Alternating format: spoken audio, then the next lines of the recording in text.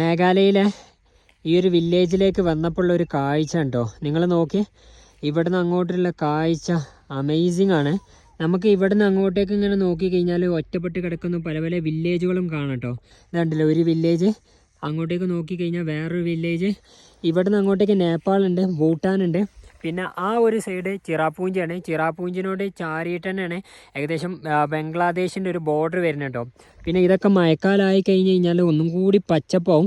മഴക്കാലം ഇവരുടെ സംബന്ധിച്ചിടത്തോളം ഒന്നും കൂടി പ്രശ്നമായിട്ട് എന്ന് വെച്ചാൽ ജോബിൻ്റെ സാധ്യത കുറയും, പിന്നെ ഇൻകം വരുമാനമൊക്കെ കുറഞ്ഞു പോകും കേട്ടോ.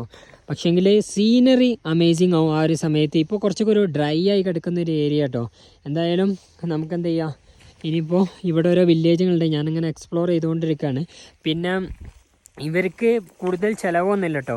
ആകെ ചിലവ് ഈ ഒരു വില്ലേജിൽ വരുന്നത് ഈ കറണ്ടിൻ്റെ ബില്ല് മാത്രം കേട്ടോ, വേറെ ഒന്നുമില്ല. ടാക്സ് ഇല്ലാത്ത ജീവിതമാണ്.